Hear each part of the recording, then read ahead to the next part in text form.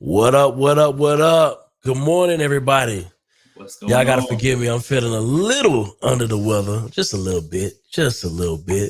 But listen, I just want to say, the No Stingy Energy Podcast presents an exciting new episode on how to get started in the tech industry in 2024. We'll dive deep into navigating the tech landscape, offering insight into the latest trends and emerging opportunities, learn about the essential skills and technologies you need to master to succeed, and discover the best education and training resources from online courses to boot camps to kickstart your tech career.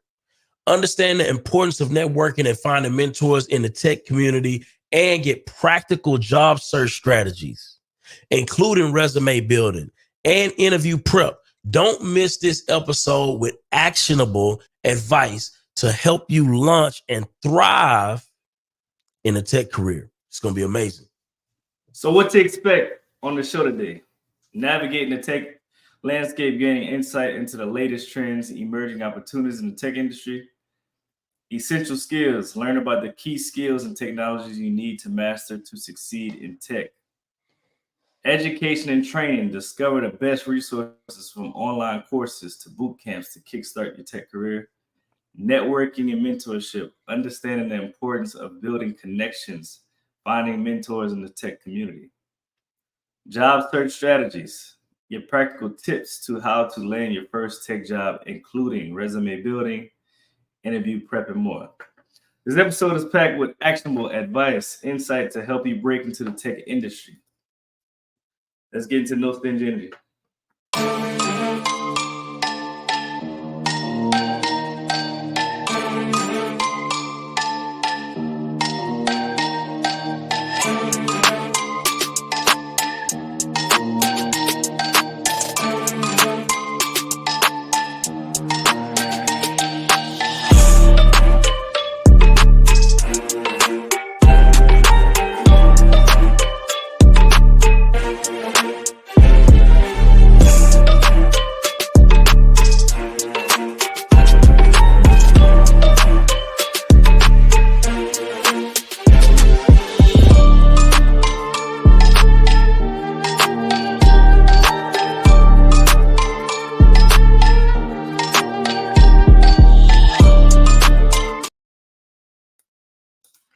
Good morning. Welcome to No Stingy Energy. My name is O'Neal Parker, real estate investor, entrepreneur out of Lafayette, Louisiana. I've been investing in real estate since 2016. Full-time entrepreneur 2020, do all things real estate, really love rentals and passive income. Also the owner of Leverage to Wealth, teaching people how to get in real estate with little to no money and how you can be successful. Also owner of Elite Construction in Louisiana. So any construction needs, you can holler at me. Yes, indeed. Yes, indeed. Listen, my name is Byron, real estate investor out of Houston, Texas, primarily focused on the wholesale space, do a little bit of creative finance, fix and flip, new construction, new to the build to rent space. Definitely excited about being the co-owner of First Choice Development, where we help projects. We take your vision and turn it into your investment or house living dreams. So we are full service construction company and builder and development company. So we could take you from start to finish. If you're looking to build anything in the Houston area, definitely reach out to your boy, and we're going to get you situated and taken care of at the highest level. Remember, First Choice Development. But listen, we got an amazing show today. We got an amazing show today.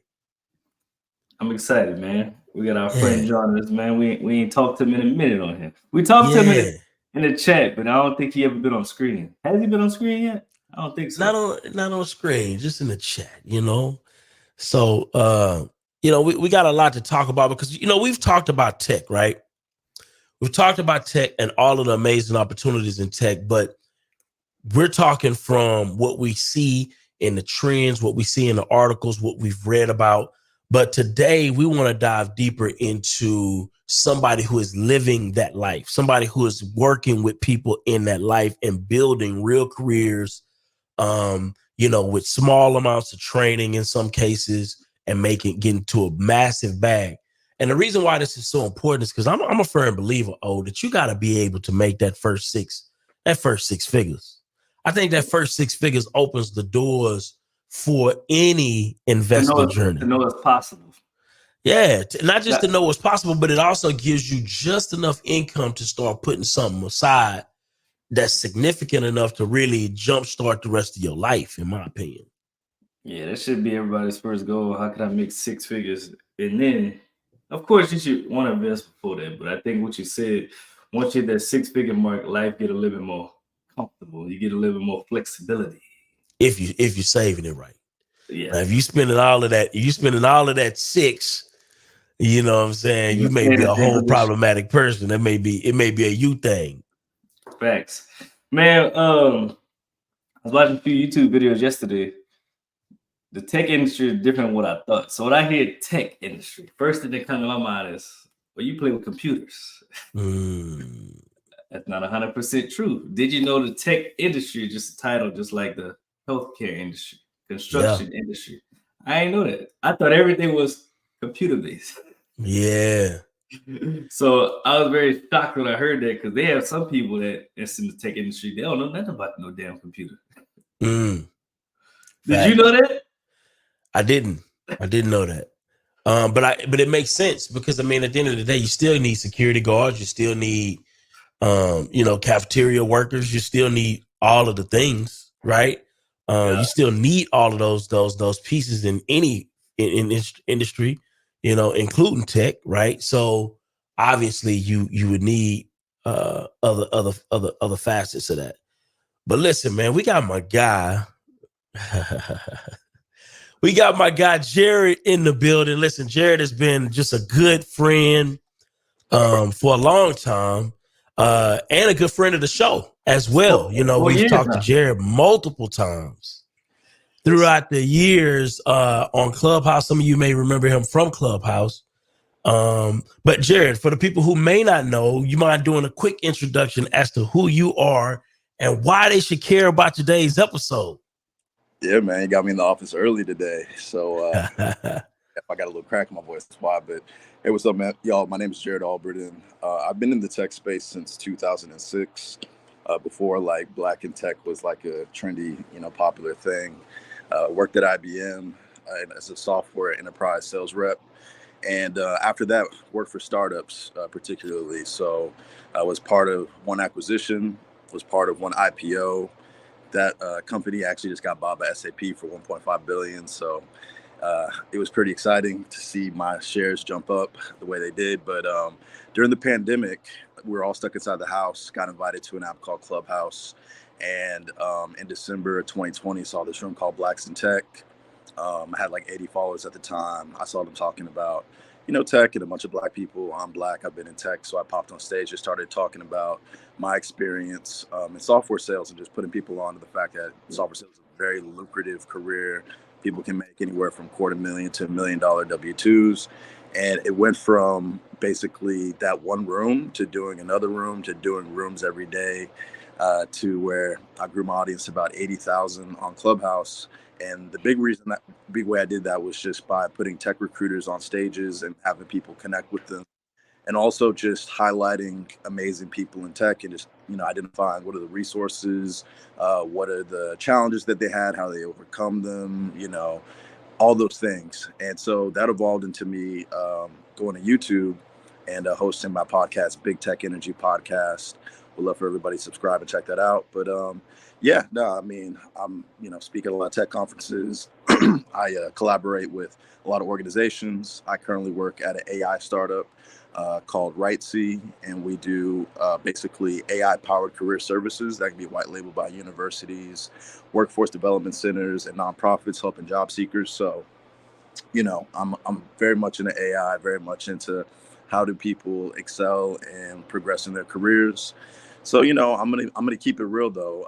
It's a tough market right now, but I'm gonna give some solutions, advice as to, what's the best way to at least approach it from a mindset perspective, as well as, how to network your way in and what resources may be helpful from an educational standpoint. So yeah, look forward to the conversation. Love it. You're on mute, Byron. You're on mute. He probably can't hear us. Oh, yeah, Jared, real quick. What drove you to tech though? Out of all of the industries. I was like the same thing. You said 2006? Yeah, 2006. But Graduated that, Texas at you Austin. sound like you damn near the founder of tech, because I ain't know shit about tech. Yeah, so I'll be honest, it was just kind of a lucky situation because I never studied tech or, was even thinking about getting into tech. So my background is in sales. I did sales during college, door to door sales, 80 hours a week, real hardcore sales, but it paid my way through college. And then one summer I did a internship with the university director. He sold Yellow Page advertising for Florida National University in Miami. So I had 3 summers of sales experience, and I was really looking for a sales role that had like a business aspect to it, that was a high paying potential sales position.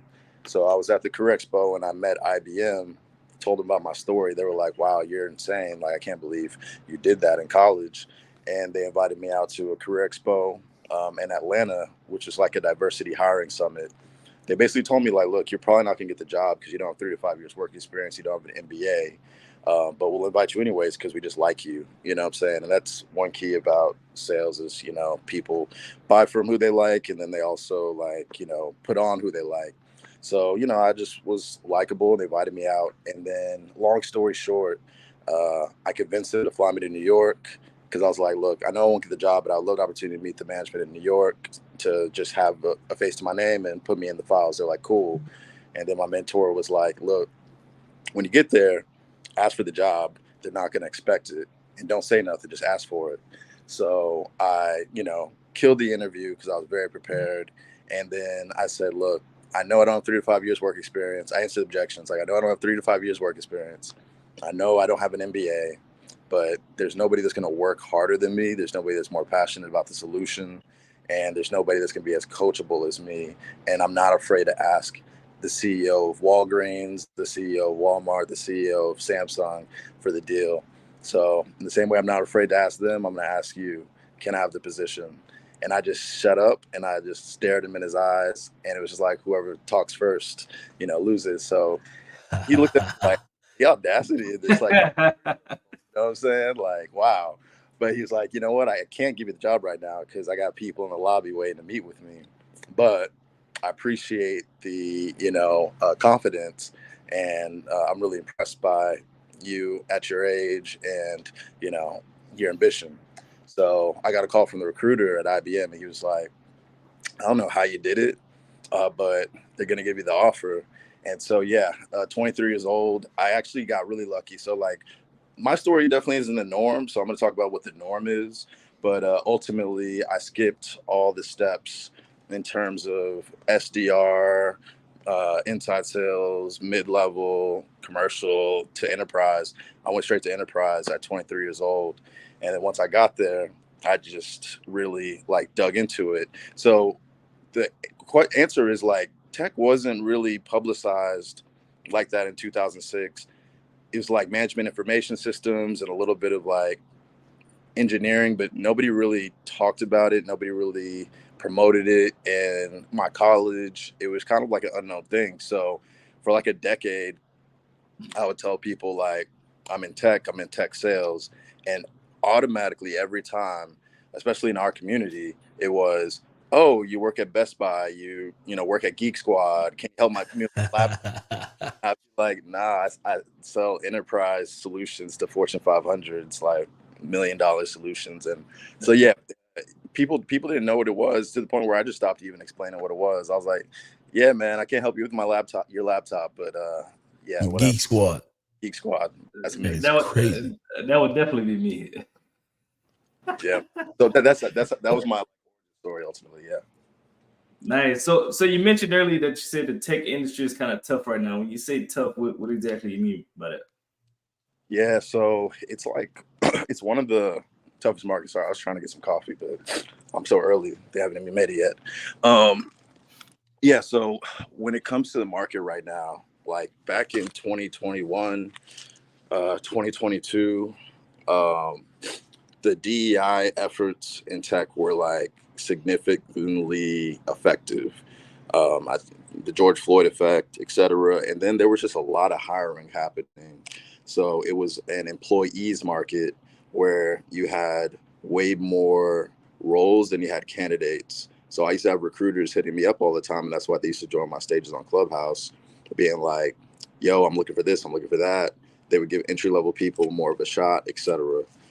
2024, one, DEI is getting slashed in like 30 out of 50 states. So the whole advantage of us, being in the space and their need for us is kind of dying down. And I just hate to say it, but that's one way that's getting tougher for us as a community. It's just as Black people. But then the amount of roles are starting to shrink. And because of the popularity of tech, the amount of applicants has surged. And so the roles are shrinking, one, because of the recession, and the revenue wasn't coming in the way that it was at one point, so they started laying people off. And then two, AI is also replacing certain roles. There's AI for engineering, there's AI agents, which is going to affect entry-level sales and customer success. And then because of all the layoffs, there is now a abundance of employees or applicants, and then there's less roles. So it's an employer's market now. So employers now have the upper hand where they can put up a job listing and basically farm your resumes and farm your LinkedIns and just kind of store them away and take their good old time. And then, a lot of these entry-level roles are being competed on with experienced people, because if you just got laid off by Apple, you're still an attractive candidate, and you may just say, you know what, I'll go for a role that's less than what I had at Apple just to get a job. So it's a very, very tough space, in the sense that there's thousands of people applying for every single role right now. And so I know, especially in 2021, 2022, it's like breaking the tech, and you can, but I just want people to know, you got to be very, very strategic and intentional about the type of certifications that you get, the type of role you're going for, and then intentional about how you network, because at the end of the day, if you got thousands of applicants, it's going to be crucial that you have a referral to get you past the applicant tracking system that can arbitrarily spit you out based off keywords, etc. And then you have somebody that's kind of co-signing you throughout the process, because basically, if you don't have somebody co-signing you through the process, you're probably going to lose to them. Even if you get to the second, third, fourth, and final round, the person with a co-sign from an employee that is very respected and accomplished within the organization versus somebody that doesn't, you're going to be at a really big disadvantage. And then, from an accountability standpoint, because I always think about the psychology of everything, if there's two candidates and one of them is referred by Byron, say I pick Byron's candidate and then that candidate is a flop, I can always kind of push off responsibility and be like, yeah, I was going to go with Becky, but that was Byron's candidate. Then that's Byron's guy. So, I give it a shot, you know what I mean? And so that is also an aspect of it too. So it's a tough market right now. And I really feel for everybody that's graduating, everybody that's looking to break in. So, I want to just give that real, so that people aren't just jumping in nonchalantly, they're jumping in like it's a freaking title fight. And if you jump in with that mentality, you can win. And you also have to jump in with the mentality of being very persistent. And then also you got to put yourself out there. You can't just be applying to roles on LinkedIn and expect results. So, I'm kind of previewing what I'll probably talk about more deeper, but it's a tough market for sure in 2024. Man, we definitely appreciate the honesty. You on mute, Byron. It kind of sounds like the Airbnb opportunity. You remember how Airbnb, here's the thing, and this is quiet as kept. There's still a lot of people making a tremendous amount of money on Airbnb, right? And Airbnb is still a very profitable company. The last time I checked, very profitable. But, when you look at the press, you look at the headlines, you would think that Airbnb is just all types of problems. Just got rid of the bullshit. That's all. Yeah, it got rid of a lot of people that probably shouldn't have been in the game. And it sounds like, and Jared, correct me if I'm wrong, sounds like the tech industry is kind of experiencing a little bit of a purge where, the top tier or, the cream is rising to the crop, and some of the people who just aren't really cut for it are kind of getting, trimmed up. That fat is being trimmed. Is that an accurate analogy, or how would you kind of break that down? Yeah, I would say that in a sense. I think what happened is there was an overhiring, especially at these big companies. Like they just overhired, and then it's like course correcting. And I would say the whole remote movement of COVID to come back in the office, that's another way to kind of weed people out. The people that wanted to come in the office when they didn't have to, or whatever the case is, those are the ones that kept their jobs. And yeah, I mean, I think unfortunately, there were tech influencers that really promoted a day in the life in tech, and they showed themselves laying by the pool. They showed themselves, going to Whole Foods, going to yoga during the day. Like they were doing these TikToks and, basically like flaunting the fact that I barely work and I'm in tech. And I feel like leadership in tech started seeing that. And then when revenue started going down, they're like, F that. Let's start scrutinizing people's performance and what are the results each individual is giving us, what are the ROI. Let's do employer reviews and discuss how much code, how many sales have you done, how many customers have you helped not churn, and so like there was kind of a it was kind of relaxed and everything's good, everything's fine, so nobody was really scrutinizing everybody's activity or performance.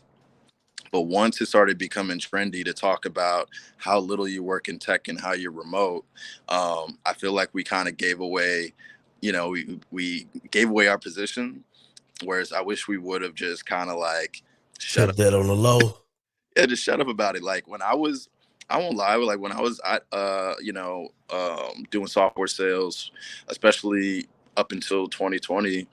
I did 81 countries. I was in different countries and my company didn't know about it. I was, I was outside while working, but I also made sure that I was always hitting my numbers and I was always hitting my activity metrics, and I was always proactively understanding, how I'm going to get a deal done. So like my management was just like, I don't really care what you do.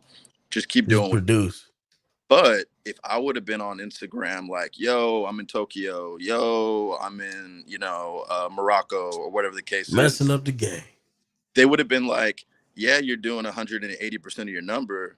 But if you weren't in Morocco and Tokyo, you'd probably be at 3%. Like there would be like some resentment towards me, and there would be some scrutiny of like, not really focused, even if I had great numbers. So like before Clubhouse, I had no social media. Like I posted enough so people knew that I wasn't like, yeah, like I was a real person and I had a real life, but like I didn't post my personal stuff because I didn't want any employees seeing it. And then anybody second guessing like my interest or activity level. So that's another piece of advice, man. It's like your social media is important. Do not think that your employers aren't looking at it during the interview process. And if you're, constantly popping bottles and smoking hookah on your Instagram, like it can affect your brand internally, and just make sure it's private or your name's not attached. But yeah, I think they are weeding out the fat, because there were a lot of people that were lazy and just kind of like going through the motions and kind of doing the least. And now they're making sure that every person that comes in is producing. And so that's another reason why I don't like to do the whole, breaking the tech is easy 6 figures. Nothing's easy in 2024 anymore. Like you really got to like show and prove. And yeah, there's ways that you can automate your process to maybe work 20 hours a week, through, AI or, some other automation tools, but just don't tell anybody. Don't be bragging about your working 20 hours. Cause if you do, if it gets back to management, they're going to be like, okay, you're doing this in 20 hours. Imagine what you're doing in 40 hours. And they're going to start micromanaging you, checking your emails, all kinds of crazy stuff. So, I know I'm supposed to be hyping people up about tech, and I mean, tech is a great, a lot of money to be made. It's a very great career to have. I just want to mentally prepare people in this room in a way that I don't think others are, that you really have to, number one, be very intentional about the step you take to get in. And then when you get in, be very intentional about documenting all of your wins, all of your success, all of your results. So when it's like, Jared, what have you done the last 3 months? You can be like, bullet points. I improved this by X%. I decreased the time it takes to do this by X%. I created this program that created this revenue. Like, you got to really always be documenting your stuff, not only just for your resume and for the future market, but internally for, when layoffs and rifts can happen, you can proactively put yourself above that rift line and not be affected. So ain't no free meals in tech in 2024, especially with AI taking away some of these jobs. So it seems like social media messed up the Messed up industry. the game. And they fumbled the bag. They exposed the plug, and it's unfortunate, but that's the attention economy. You feel me? Like, people just wanted to like flex, and a lot of those people that were flexing got laid off, and what they continue to do is flex because they were selling courses and they're affiliates to boot camps. So like, a lot of these, I mean, I'm not talking crap, but like, influencers, they're not in tech anymore, but they talk about tech all the time, and it's just like, I feel like it's a little misleading. I personally try not to be that guy, and I just try to talk about, like, I talk to real people in tech, not like the influencer types. But yeah, it's social media kind of ruined it. Social media pretty much did that for mostly all industries: Airbnb, real estate, wholesaling. Facts. Yeah, people get eyeballs, people get attention. They feed off of that, and not really what's actually going on in the business. But Jared, I got a question. Yeah, man. Which emerging technology do you believe will have the most impact in the next 5 to 10 years? I mean, obviously AI. If you can become an AI engineer, you will have a real high, I guess, demand. And then I would say cybersecurity. The cybersecurity. What is cybersecurity for people who may not know? Yeah, so I'll do it in like the simplest way I can explain it. I mean, cybersecurity is the methods and ability to prevent cyber attacks happening to your organizations or to entities, or whatever the case is, or to even people, right? And so cyber attacks are just the ability to utilize technology to infiltrate data, to take over your system, to disable your systems, and sometimes to maybe like drain your bank accounts. Sometimes it's done just to as a political reasons, like to destabilize certain countries or destabilize certain industries. And so cyber threats are emerging internationally like crazy. Russia, Pakistan, Saudi Arabia, China. And America is very much a target for these attacks. And these attacks can really affect the bottom line. It could result in millions, or in cases billions of dollars lost for organizations. And then if there's cyber attacks on data, so like your sensitive data from a hospital or from a technology company or whatever the case is, or your financial institution, God forbid, is taken, they can take that and then basically identity theft and all kinds of things. So the cost to a company, if a cyber attack works, is so high that they're going to bring in people that have the ability to create basically defense systems, or identify cyber threats before they become real.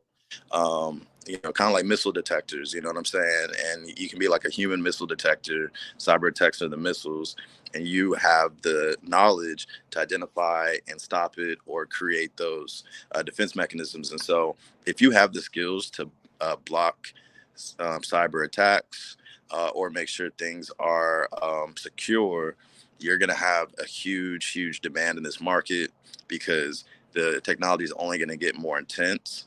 And so, like, I would say like AI and then cybersecurity are the two where it's like you're pretty much going to have a job if you really know what you're doing.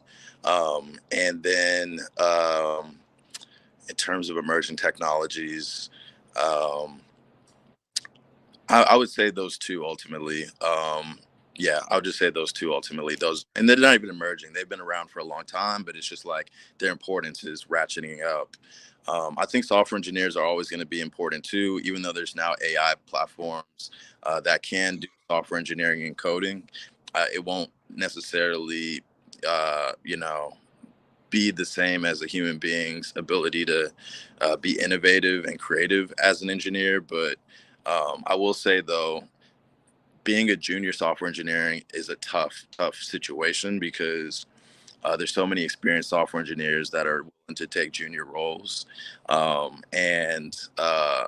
I really feel for the engineering crowd, the people that are like going coding boot camps and then trying to get that job, because it's like entry level jobs are asking for 3 to 5 years experience. And it's like, well, where's the entry level where I don't have. Wow. So yeah, I mean, I'll just caution y'all, like, software engineering wise, if you're gonna get into it, I would have a mentor that is in it, that can kind of navigate you tangibly around the hiring market, versus like trying to go at it by yourself. But anyways, cybersecurity, AI, those are the two for sure.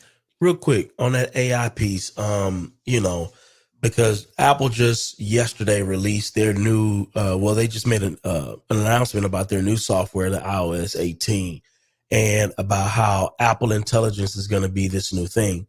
What are your overall thoughts or feelings or even concerns about emerging AI technology? How do you feel about that?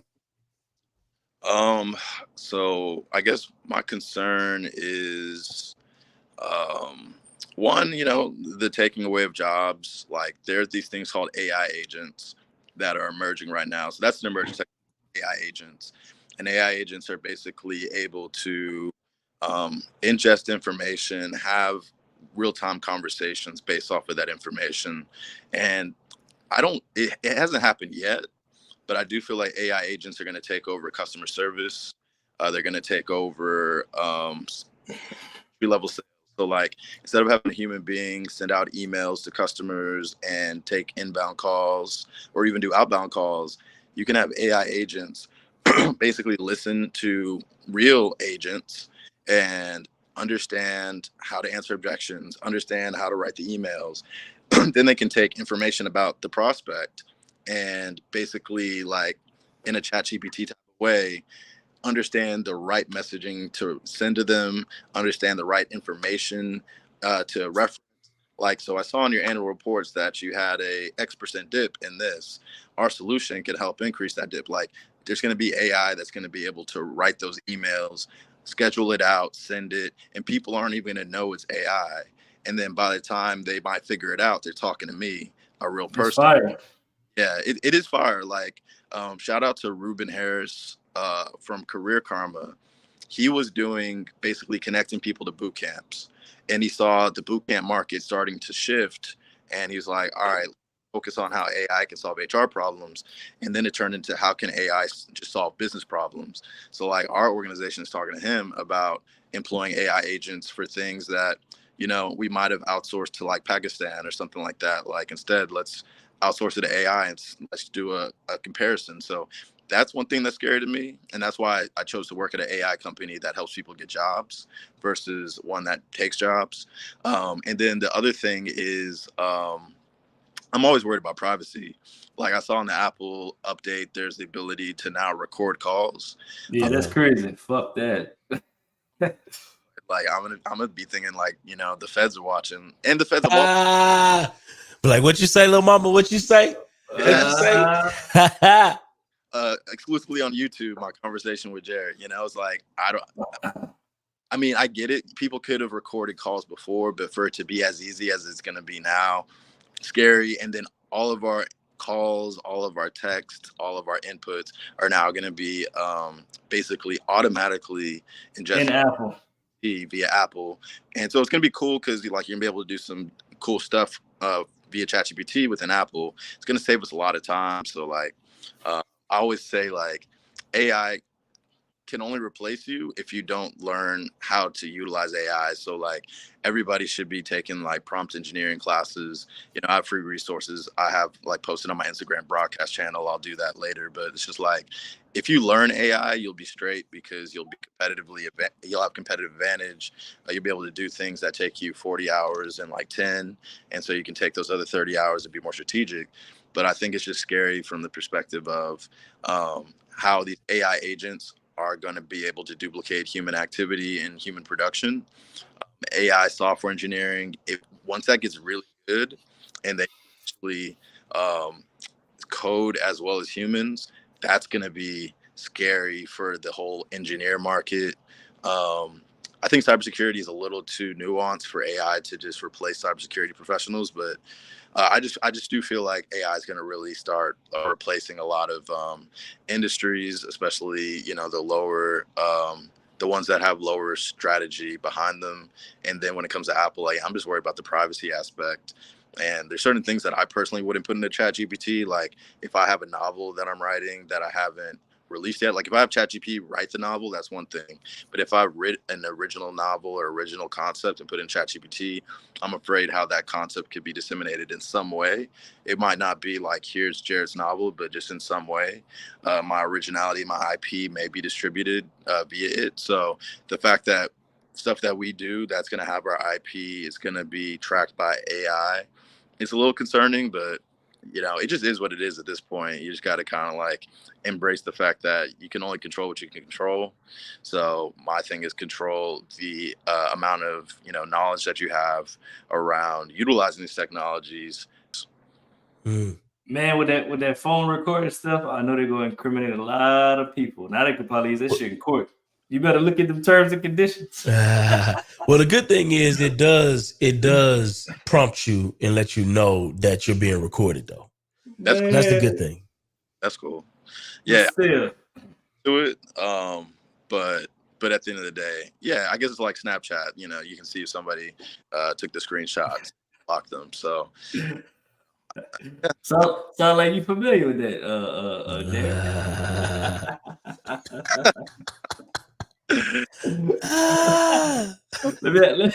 let me ask you this. So for they got a lot of people here that's interested in tech. What do you think is the top skills needed to actually get a job today? Because you said be successful. It's tough in the industry right now. So what do you think people should highly be focused on when it comes to skills? Yeah, so honestly, number one, if you are trying to transition and check from another industry, focus on the tech that serves that industry. That's the easiest way to get in because you're already a subject matter expert in education or health care or marketing. So like if you are a marketing professional and you want to get into tech, look at marketing technology, go into technology that you're familiar with already. So if you're using Salesforce at an organization, maybe jump into Salesforce and be like, I've used Salesforce for the last 10 years. I understand this, that, and this. So that's number one. I think like utilize your industry experience and find technology that helps that industry so you can be a subject matter expert. That's one less thing to have to train you on. That makes you less risky as a candidate. After that, I would also just look at your transferable skills. Like for me, it's not necessarily about only go for cyber or only go for engineering. Number one, go for something that you're actually like interested in and passionate about when it comes to the value that you can create. So I always tell people like go to Google or go to Apple or Amazon or go to your dream companies and just like study the job descriptions and study the job departments. So because you're going to see a lot of the time there's non-tech roles in tech that you can basically work at a Google and still be an accountant or a finance, an analyst or HR or sales or customer service, whatever the case is. So like, I just also want to keep it broader. Like you can get into tech companies and get the tech benefits without being technical. And so that's another way that you can get into tech without being technical. Now, if you want to be technical, I would say, again, look at the job descriptions, go to tech conferences and meet people doing different roles and just ask them like, what's the day in your life like? if you don't mind me asking, what has your money progress been like throughout your career? Where'd you start and where'd you go? Because in order to get to a certain place, you got to know, like, where's the destination. A ship with no destination is going to veer off anywhere. And if you veer off all over the place, you're not going to be an attractive candidate. They want a candidate that's locked in and going deep into a subject. So, like, at the end of the day, like, it really doesn't matter what role in tech you want to get into. Just really be deep into the subject. And so how you get deep into the subject is you go to the job description and you go straight to the minimum requirements. And so it's going to tell you, for a technical example, like, we need you to know JavaScript, SQL, C++, et cetera, et cetera, et cetera. So instead of getting certifications that are just random and all over the place, you only focus on those certifications.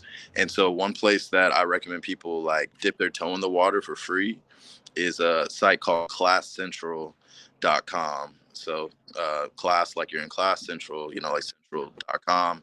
They have like over 300,000 courses, and you can just search by keyword. And then some are free, some are, but I would dip your toe in the water with the free ones and just, like, go through the material and be like, could I really do this on a day-to-day basis? Because the reason why I don't just tell people, like, here are your top skills is I really want people to actually find a career that they like, that they're passionate about, that they're interested in. And that's why I say, like, find something in your industry, find something that you find fascinating. So, like, if you're going to be software engineering, just see what type of languages are being requested the most. When it comes to cybersecurity, I would join things like Black Cybersecurity Association. Basically, just like, one, take advantage of their resources, but also talk to people about what is your life like, what is your career progression been like, what is your stability like, and then reverse engineer the type of experience that they had to have to get there. If you're a UI UX, basically check out some of the top UI UX people's GitHubs, see the type of portfolios that they built. So, like, I'm going to this conference called Render ATL. If you're in the Atlanta area, I highly recommend, if you can at least if you can get there, it's going to be really good, very technical. What's the conference about? Yeah, it's basically a conference more focused on, like, Black. All races can go, but it's really, it's a Black like engineering, software engineering, technical roles, cybersecurity, data science, things of that nature. And so, but it's also a turn up. Like, at night, it's going to be turn up. Everybody's having a good time. Shout out to the founder, Justin Samuels, for creating, like, a very authentically Black, fun tech environment. But it's really actually, like, we're doing workshops where we get deep dive into these subjects and these topics. And so, like, conferences like that, Black is Tech, Blacks in Technology Conference, Black Men in Tech, BaddieCon, which is like Baddies in Tech Conference.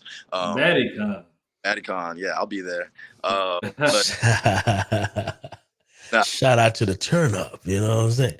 Yeah, turn up with people that are really intentional about their careers, they're doing well, and find out what they're doing and reverse engineer it, because there's so many avenues to get into tech. I would say, like, data science is a good one too, because analytics and data is key. So all they're ingesting from us, how do we interpret it to help businesses predict where things should go, et cetera. So, and then sales, like, at the end of the day, AI agents may disrupt the SDR market, and that's an entry-level role, and I hate that for SDRs. But in terms of, like, enterprise sales, where you got to, like, meet with executives, take them out to lunch, take them golfing, take them to dinners, and really, like, ask them the questions and have that human relationship of negotiating. AI can't do that. Can't do that. And if a company wants to grow in revenue, they have to be good salespeople. They have to be good salespeople there that can identify the ideal customer profile, get them interested, and basically drive them through a sales cycle and produce revenue. And so, if you are looking to get into tech sales, my recommendation is I think Course Careers is a good one. I have a link that I can provide people, but I mean, and the reason why I like Course Careers is because not only do they teach you like the vernacular of software sales, but they also have a placement program where like organizations like Salesforce and other organizations that are hiring, they like Course Careers graduates, so they went straight to Course Careers and be like, hey, I like to be able to cherry pick your graduates. So I'm a big advocate of any programs that have a placement department, because it decreases the risk of you doing all of that work and spending that money and not getting a job. But if you are going to work in tech sales, I recommend going after like Series A, Series B, Series C startups, because those are startups that have shown that they have a disruptive product that is basically growing, and to the point where a A16Z or some big VC just threw 10 million, 20 million, $30 million at them. And if they're throwing that money at them, they're throwing it at them because they see growth potential. And as soon as they get that money, they're going to hire salespeople to basically drive that growth. And so, I want to go to places that are growing fast, not places that are kind of like the big behemoths that could potentially, go away. So actually, let me throw my link in the chat real quick. It's funny you mentioned that, Jared, because and you know what, before I even say that, I want to kind of do a recap of what you said. It sounds like sales is always going to get you in the door, right? So that's number one. Any industry. We talk a lot about sales, and listen, to me, sales is $1 million producing skill, right? It's $1 million. Because if you think about it, even what we're doing here, right, in order to grow an audience, we're selling you right now on why you should be listening to No Stingy Energy, right? That a lot of people, we look at sales as just transactional, in the sense to where you buy something from me. No, you're going to be dealing with sales and leadership, right? In order to get people to buy into your vision, that's sales, right? And so I just want to highlight the importance of sales. Number one. Then the other thing I heard was cybersecurity. It sounds like cybersecurity is going to be something that's going to be around for a long time, because businesses are always, they're going to always want to protect their interests, right? And as technology increases, the amount of people willing to do bad things to disrupt companies is going to increase, right? So as a result of that, you're always going to be safe. It was another couple of industries that he mentioned. One was software engineering. Now, what he said was, and I hope everybody picked up on this, is that software engineering will ultimately be replaced by AI. But here's the key. If we learn more about AI, right, and learn how to software engineer with AI and maybe become a profession or really good at creating software with AI, what does that do to our overall value? So these are some of the things that I'm picking up, and Jared, please jump in if I'm missing something in this piece. But yeah, so I just want to add that in there just so people can kind of get a little bit of a recap as to where they need to be focusing a lot of their energy, or telling their children or telling their loved ones, hey, look, if you want to get to a quick 6 figures, and maybe not a quick 6 figures, but if you want to get to a 6-figure paying income, this is where you need to go, Well, what I like about this is, everybody wants a good job, right? So they have other opportunities. You don't have to go to college. You can go to Course Careers. You can go to, was it Class Central? Yeah. You can go to Class Central. To Google. Google got a couple of classes. You can get you some certifications. I don't know. I guess it's between 2 weeks, 3 months, whatever. But you can do that and go find you a decent job. Like, college isn't the only route to go make some money. And a lot of people think, I don't have a college degree, I can't get that job. But it seems like more employers are looking for people that actually have skills than degrees. Because skills is what actually produce income, not just having a degree. Facts. Is Jared still with us?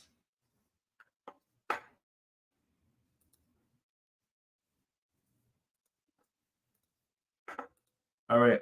Ruby, if you can go back to like where they were showing that money, how much these jobs are paying. That's the part I like. Yes, indeed. Because they got some nice jobs. I seen $70,000 a year. I seen $100,000 a year.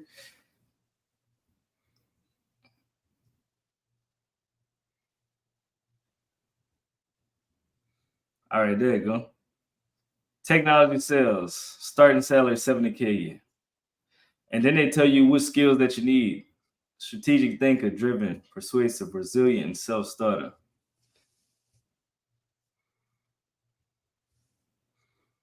We got Jared back. They even show you the time it takes to learn. 4 to 12 Yeah. weeks, 16 to 40 weeks. You back with us, Jared? Yeah.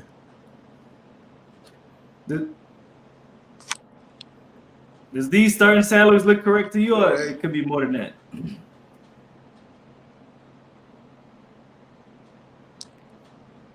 I think he frozen. Nah, he ain't frozen. Oh. Maybe it's me. Okay, I see it now. We can hear you. We can hear you, Jared.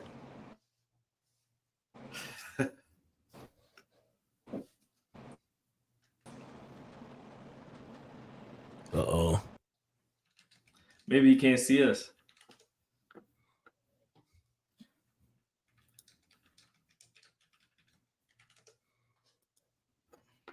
So what's your thoughts about this, Byron? I think, at the end of the day, right? At the end of the day, I think just like any other industry, right? You want to get into it. You want to dominate where you can, but ultimately you want to find out where the opportunities are. And I think that's the hardest part about tech. Yeah, we hear you, Jared. All right. I think we're good now. All right. Bet. Sorry about that. It's all good. Yeah. So real quick, Jared, since you're back, we were just discussing where those opportunities are. You kind of laid out where those opportunities are and what some of the things people need to be looking into. But let's dive a little bit more specific on that because, I know at least this is what I've heard, right? And you correct me if I'm wrong, that it's kind of like a wild, wild west side of tech, right? Because you never know which skill is gonna be in massive demand at any given time. It's kind of like a luck thing. But can you give people, I guess, if they're looking to make that next six figures in tech, where are some of those areas that they need to focus on where I'm not going to say it's guaranteed, right? Because nothing is guaranteed, but they can get closer to hitting those six-figure marks right out the gate if they become extremely proficient in the skill, take those courses, whatever it may be. Yeah, I mean, I'm gonna sound like a broken record, but I definitely think cybersecurity, cybersecurity for sure. And then the thing about sales that I like is that it's got commission aspect to it. So you might not make six figures base out the gate, but finding the commission plans that basically allow you to double your salary based off of hitting 100% of your goal, they call that on target earnings. So the reason why I like sales is because you can basically dictate your W-2 based off of your effort and your results. Whereas a lot of roles, you just got the salary that you're going to get. But yeah, I would say like software engineering as well. You can make some serious money. I mean, there's some roles at Netflix where you're making like $500,000 base salary. The salary ranges are kind of crazy in software engineering. Like if you're really good at creating non-buggy code, then you can really make a lot of money there. And then I would say software engineering, cybersecurity, tech sales. Those are the three that I really say like you can make that bread. UI, UX, as you move up, you can make some pretty good bread too, especially if you have a portfolio of some really great designs. But like the key thing though is you're not just gonna like roll out of bed and make six figures in tech. You really gotta be passionately good at what you do. You probably should enjoy doing it even if you didn't get paid. Like if you're that approach to it and you can like really show your passion for something, you're gonna do well. I wouldn't do something that you hate. Like I would hate being a coder and staring at numbers all day. Like, but I enjoy, you know, shaking hands and meeting people. So do things that really fit with your personality. But yeah, Course Careers, my link that I put, it gets you $50 off. It'll just save you a little bit of money. But you can also do a free trial. So you can do the free trial first, so you can dip your toe in the water and see if Course Careers makes sense for you, or if it's something that you're interested in. And you can try out all the different types of you know, roles that are in there. You know, I think the tech sales course is pretty good, and it's affordable. You know, $499 compared to $5,000 and $10,000 boot camp. I really wouldn't want to push people towards that amount of investment at this. You know, at this point in the economy. But yeah, you know, check it out. I think that they have a good placement program. Scrum Master. Scrum Master is a good role, but I do feel like AI has the potential of replacing project managers to a certain extent. Like the human element of it is going to be important, but I feel like AI is going to make it to where anybody can project plan. Like ChatGPT, write me this project plan and blah blah blah. I send it out, so it's going to create some sort of redundancy because a lot of the output that project management is like specialized in doing, AI might be able to do that. So, and then it's kind of oversaturated market. So what areas where I think are tough to get into, project management is getting a little oversaturated in my opinion. But if you have the relationships and the connections, you'll be good wherever. um what's it called, customer success, which is basically after I make a sale, customer success works with the account to get them to proficiency with the tool and then getting ROI with the tool. Everybody and their mama is applying to that role because it takes no technical experience and it does pay well, but everybody's trying to get in there. So customer success, I would say, like, just know it's going to be a hard battle to get that role. um, and cybersecurity, I saw a question. You don't have to go to college.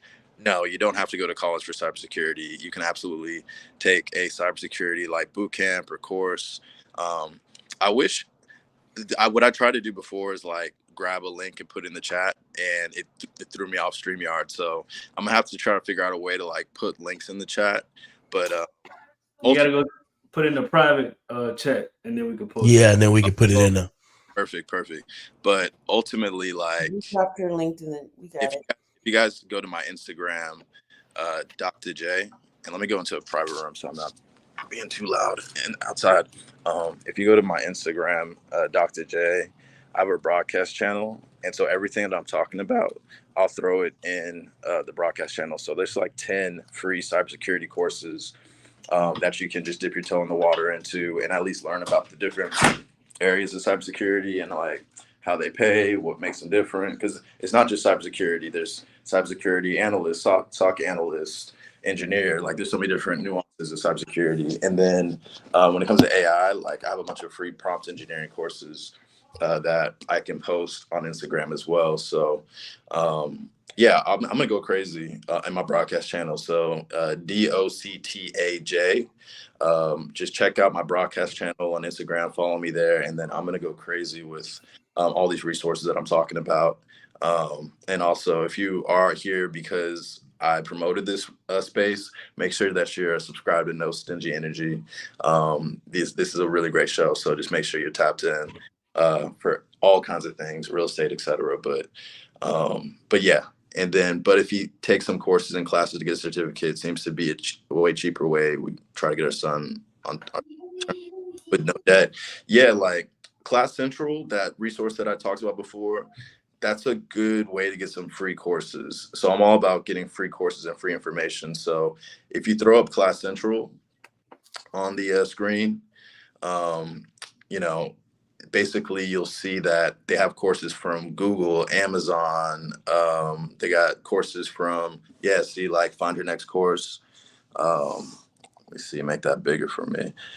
Yeah, like they have courses on all different kind of things. But if you just search in the keyword section, like cybersecurity, like search cybersecurity in the keyword section.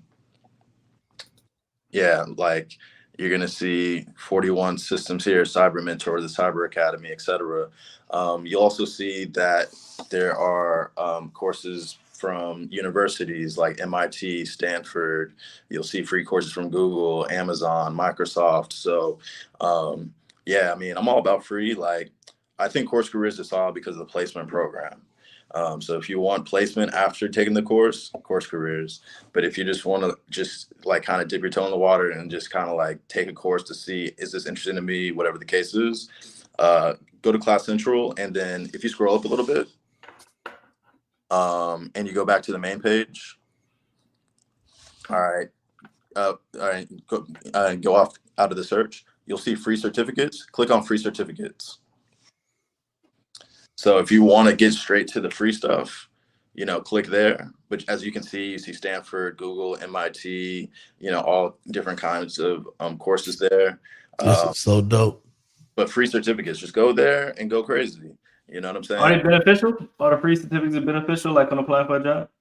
Absolutely. Yeah. You can add them to your resume. And then when they ask you questions about certain terms or familiarity, you can just say, I took this Google course. I took this Microsoft course. I took this Cisco course.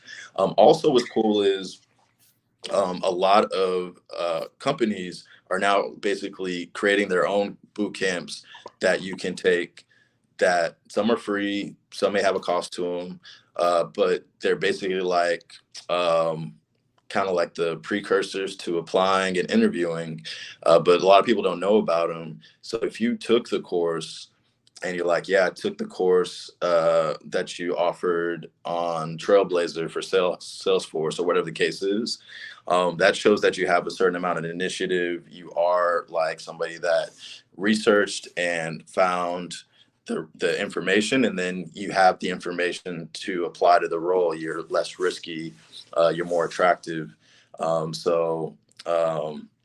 I can post some of those as well in my Instagram channel as well, because apprenticeships are also becoming a thing. So that's another good way to get into a role, is to like apply for apprenticeships within some of these bigger companies. Man, this is jam-packed full of information. Listen, if you haven't hit the subscribe button, hit the like button, please take your time and do that right now, because we got a lot more value to drop. Listen, hit the like button. Jared has went absolutely crazy. Make sure you're following Jared. Jared, where can they follow you on Instagram if they need to? And if you don't mind, if you could put that in the back chat, we'll go ahead and add that to the main chat so people can follow you, because a couple of people have been asking about, your Instagram and LinkedIn as well. Yeah, I'm trying to figure out how to get to the back chat. I think it's the only chat. Yeah. It's okay, Jared. I got you. I just dropped the link. Perfect. You're on it. You know what I'm saying? Nice. And then on YouTube, I have a channel, Big Tech Energy Podcast. So you just search Big Tech Energy, and we'd love for you to subscribe there. But Instagram, Dr. J, DOCTHA. And then, those are the main things. And then you can find me on LinkedIn. I definitely share resources on LinkedIn. Just put my name in and you'll see a great picture with my smile, and that, go ahead and connect with me. Don't follow me, connect with me. We got a couple more questions though. I just wanted to kind of get that out because a couple people was asking about that. So real quick, how important is it to have like continuous learning and upskilling in the tech field? Like, so is that it? Can you ever really just kind of relax, or you're always going to be taking courses, always going to getting certifications? How does that work? Yeah, no, you should always be learning the emerging technologies, also the systems that can assist you. So like the AI platforms that can basically help you write your emails, help you create project plans, help you create presentations, help you create visuals. Like, you should always be learning, especially in AI. You should always be Oh yeah, let me drop another gem on you. And feel free to put this on the We screen. like gems. Yeah. So Yeah. GPTE.ai. So GPTE.ai, similar to Class Central, it's a repository of all of the best AI tools that are out there, and then has a search bar that you can search by keyword. So like if I was in your shoes, as I am in your shoes, I would look into that website, and then like go into where's this? There should be a search bar somewhere. Top Yes, right. bar, This and is then beautiful. just type in anything. Type in real estate. I'm just curious what comes up. Oh, Real estate. let's get spicy, Keep man. combining our industries. Yeah. Yeah. But you spelled that joker wrong. That's cool. All right, let's see, and then go down. Go down. Let's see, or actually go to tools. Go to tools. Yeah, and then let's see what's in that drop down, and then hover over it, the tools section. Oh yeah, and then search right below, and then search like real estate there. So they got real estate descriptions, AI, virtual house flip. Yeah, so like create real estate brochures in seconds, you know? So like if you're a real estate agent and it took you hours, days, a week to create a real estate brochure, like play around with this, do a free trial. Bro, this is beautiful. Right? So like any industry, you can search and find AI that's going to save you hours, days, Oh my God. weeks. Boy, And I wonder if it export to Canva. yeah, you would have paid somebody to do this. You can just do This it. is crazy. putting people out of business. Yeah, and that's a scary thing. But you know what? You're going to stay in business if you're constantly utilizing these things to save you money and to make And time.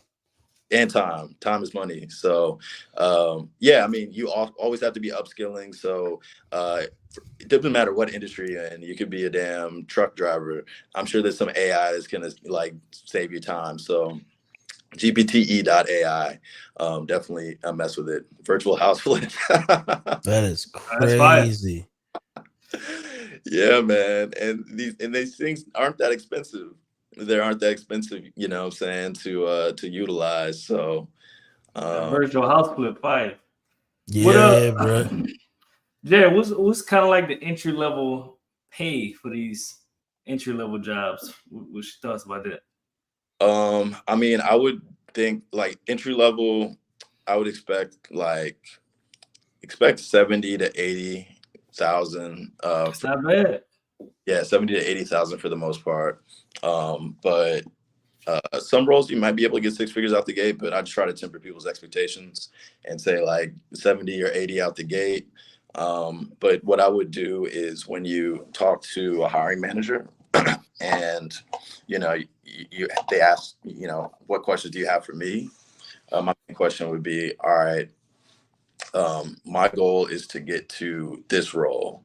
Like, I know I have to start here, but I want to get to this role. You can find it in the job description, like, and you also can see how much they're getting paid. So you're like, I want to get to this role.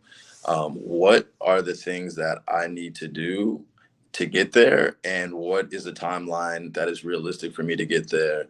You know, based off of how others have gotten there, or talk to the person that is in that role and be like, how to get there. But always have a strategy of how you're going to get there to that 6-figure base, to that big money.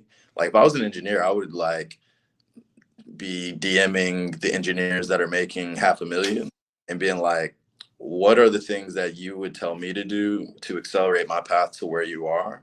And then they would give you the straight, like actual information of like, you know, study this language, create this portfolio, get experience doing this, read this book, you know. So that's why I'm a huge proponent of tech conferences. Like tech courses are great, but building relationships with people that are already where you want to be, that can save you time. That's where the real gems are. And if they can refer you into organizations or refer you to other hiring managers, or you're in a room full of hiring managers, it's like that's where it's at. So like just don't be somebody that takes courses and don't go outside.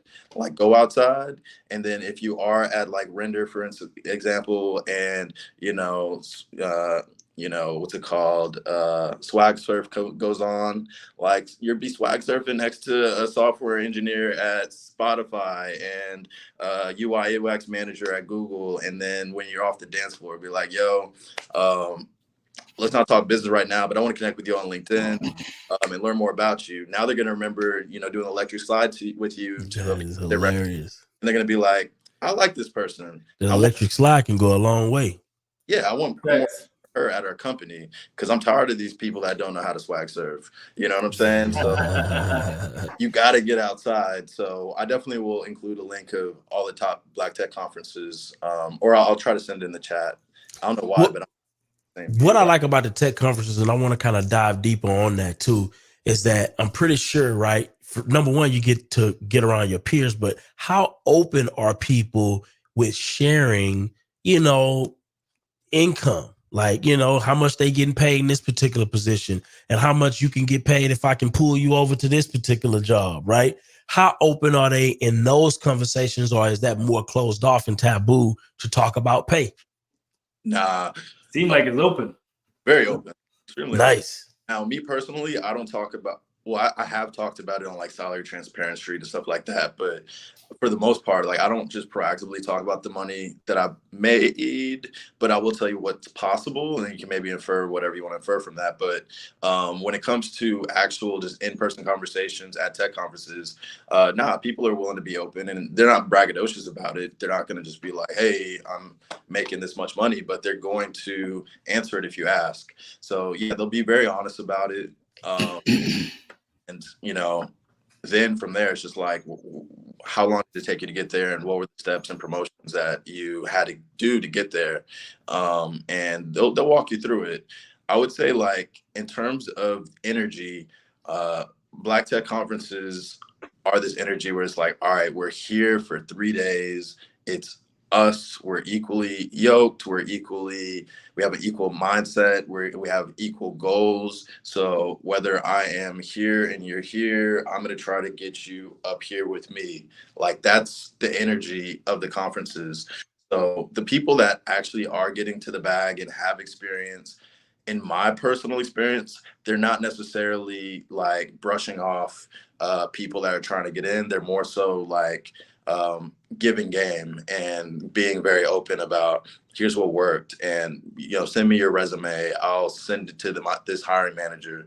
Also career expos at these type conferences.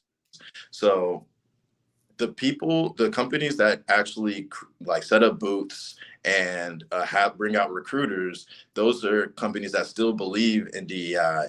So those are the ones that you really want to be in front of. And they want to be able to say like, I came to Afrotech and we invested $50,000 in a booth and we got 100 quality candidates and we hired 20 of them. So that when they look at the $50,000 spend, it's like, yeah, but we increased our representation through this conference, and it was a good investment. Like they want to look good. Nobody's going to go to a tech conference and spend all that money not to hire anybody, for the most part, like especially the smaller niche ones. Afrotech, maybe they're there just because they want to have a presence, but still Afrotech is still a good one to attend. But like a Render or a Black Men in Tech or like a BattyCon, if you see recruiters there, they want to leave with something, they want to leave hiring somebody. So those are the places that you want to be. And what I recommend is like, before you go to the tech conference, look at the sponsors, because the sponsors are like at the expo hiring. Then go to the career page and find the role you're a good fit for. Then create a resume specifically for that job description and maybe print it out or maybe via email or even be fancy. Barcode, you know what I'm saying? Like that's a lot of game right there. Be intentional. Like, and so like for me, if I was looking for a job, text giving. I love text giving in DC. Shout out to them. Yeah, I have a whole like website. I'm afraid if I leave here and I try to put in the chat, it's gonna mess up. Sorry. So like I'm being careful, but ultimately though, like we'll send it out on email. Yeah, together email, send it out to everybody. Yeah. I'll send you everything I got. Basically, look at all the companies and then find where they have the role that you want to be hired for, and then from there, go to each one and be like, hey, I was looking at your career page. I saw this UI UX role in Los Angeles. I'm a great fit. Is the person responsible for sourcing that role or hiring that role at the booth?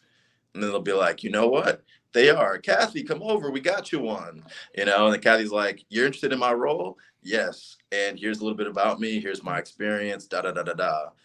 So like, and now instead of going up there being like, tell me more about your company, or are you hiring for UI UX, or whatever the case is. You already know all that. I did my research. I know what I want.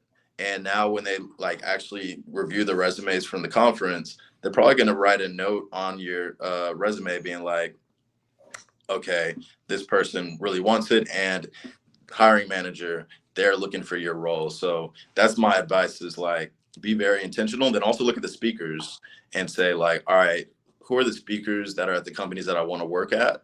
And, after they walk off the stage, stand by the stage and introduce yourself. Be like, hey, I'm Jared. I love what you had to say on stage. I was really inspired, especially by your story of how you went through that adversity and you overcame it. I'm currently in the job search. I'm looking to actually work at your organization. I found this specific role. And I was wondering, do you get paid for referrals? They'll be like, nah, I don't, or yeah, I do, or whatever the case is. And then, can I get a referral? So yeah, this right here, what's funny? Like, I never promote this book, but this is a ebook that I wrote just on how to, my perspective on, how I, got into the space. But I believe, yeah, I don't even know if my stripe's still attached to this, to be honest. But yeah, like this, I think it's free, honestly. It says $27, but I think it's free. But yeah, jallbritton.com. But maybe there's a cost to it now. I don't know. I never promote this book anymore. But just because, I just didn't really get into it. Yeah. We got a couple questions, man. It's some great questions, by the way. I know Bam put in the chat. He says, if you were 18 and wanted to get into the cybersecurity, where would you start? Yeah. So I'm gonna try to do this. I'm gonna see if I can grab these links and then send it to you. Nah, I can't find the chat section, so I don't even know how to chat it to you. But there's some. Is the links located on your Instagram? Where are the links located? Oh, they kicked his ass up. Yeah. Sensitive. I'm pulling it from his Instagram, his website, and the links he has on his YouTube channel. Okay. So I'm dropping all the links. But yeah, we can play the commercial anytime, y'all. Running now. Right now. Run the play. Hey, I hope you're enjoying the show. Make sure before you leave, you go on nostingyenergy.com. Grab yourself some gear, man. No Stingy Energy gear is quality material. Good material. Is not the hard cotton material. Is a quality material. And make sure you get your jogging sets. You can get you a hoodie, a t-shirt. Just grab you something, man. nostingyenergy.com. Hey, so often people ask me how to get in real estate, how to get started in real estate. Look, I have a mentorship group. I have live classes that I usually teach. It's usually from an hour to 2 hours, depending on the subject we're talking about. I teach from 12 weeks to 15 weeks. All right, if you're interested in my mentorship, text wealth to this number right here, and I'll send you the link directly to the website. If you're looking to go to the next level, I got you. The classes are live. You can ask any question you want. I'm here for you. And I'll see you on the inside. Peace. Yes, indeed. So we had another question that came through that I thought was an excellent question. And it says, is it still worth trying to get into tech with all of the layoffs that's taken place in the last couple of years? That's a good question. That's a great question. That's a phenomenal question. Phenomenal. I want to know. Toy says, is it still worth it trying to get into tech with all of the layoffs that's taken place in the last couple of years? Yeah, it's still worth it. I would just say be careful of big companies like Amazon and Meta and Google, and like just look at who's been doing the layoffs. So just look at who's been doing the layoffs, and I would just be wary about joining those companies. And it's not because they're bad companies. It's just because they can hire at a high rate and then they can let go at a high rate. And it's their way of kind of like constantly elevating their talent. It's like, let's just hire all these people. Take the best out of the best. And then let's get rid of all the sucky people. You know what I'm saying? But they're going to like, and so you could just get like, you know, caught up in that sucky. Yeah. At a startup, I like those more. So there's a website called wellfound.com that have startup companies that are hiring, that have that Series A, Series B, Series C funding. So it's like they're in growth mode. And obviously the thing is like, it's worth it to get into tech if you are passionate about what you're doing. If you're getting into tech to make money for the status, for the look, it's going to end up showing in your work. But if you are somebody that like puts in extra hours because you love doing it, you're going to do, have a great success. And for those that asked about the cybersecurity, where you would start, I just posted like 8 free cybersecurity resources in my broadcast channel on Instagram. So if you go to my Instagram, you go to my broadcast channel, you'll find all of that. But WellFound has a lot of great startup roles. They used to be called Angel List. So definitely check that out. You have to create an account to be able to see everything, unfortunately. But that's definitely a good one to utilize. But I would go after startups. Number one, also equity as well. So equity, you vest it here, you can vest your entire amount of shares after 4 years. And once the company goes public or gets acquired, it can turn into a really big check as well. Whereas if you go after these bigger, more established companies, you do not have the same opportunity. I got a question, man. Yeah. Got a question. I don't want us to skip over it, even though we mentioned it a lot of times. I think the audience, I don't think they really take it serious. But can you talk about how serious the networking is? Because you mentioned it at events. You mentioned it on LinkedIn. You mentioned it when you see people, talk to them, let them know what you do. You talked about looking at who's going to the events and going to these events. Like, talk about how important the networking piece is, because basically networking is what gets you where you want to go. That's what it sounds like you're saying. Yeah, man, 100%. Like go to renderatl.com, because I'll be going to this one coming up. So I'm just going to promote them. Plus they hooked me up. So I'm going to hook them up with some promotion. But like, if you go to their site and you see the schedule. So, first off, like I said, go to like speakers, right? Yeah, go to the speakers. So you got senior platform engineer at etc. If you scroll up a little bit, yeah. So just look at the people and go to their titles. So head of developer relations, VP product marketing at Zillow. You got founder of Design System University, VP of product at Vercel. And these are like the top ones. If you view more speakers, you got founder of Course Careers. I think scroll up a little bit. No, Como Courses, got it. But anyways, so like what I like about this conference too is it's not just focused on Black speakers. It's focused on people that are really getting it, whether they're Black or whatever. But like to be able to get gems from these people, but then come up to them and speak to them, that's cool. But what's even cooler is networking laterally. So networking with people that are in the same position as you, that will be rising up the ranks with you over time. That's important. Or, networking with people that are a little bit ahead of you, not crazy ahead of you. They at least can tell you, like, here's what I studied to get my role. Here's what here's the portfolio I created to get my role. Here's the interview questions that you're probably going to be asked. You also have to submit your resume area within these conferences so that recruiters are able to see it. But ultimately, it's about, driving up your LinkedIn so that you can also have that first degree connection when you apply for roles. Like, they actually look at that when you apply for a role. A recruiter can see how many people are you first degree connected to at their organization, and that kind of puts you up another notch as well. So like, if you connect with me on LinkedIn, you'll be connected to like basically all the recruiters. So I wouldn't follow me on LinkedIn. I would connect with me. But the basically, long story short, your network is everything. Your network is what's going to help you when you get a layoff.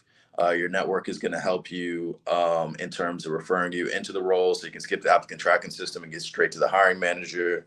Your network is going to be able to put you on to the resources that help them. Or they might be like, yo, I still have this course I spent $3,000 on. I'll give you the login. Go crazy. Like, you never know what people can do for you. But here's what I would recommend is that when you go to networking events, don't run around asking people, how can you help me? What I would do first is say, hey, I'm Jared, excited to meet you. Just curious, what do you do and how can I support you?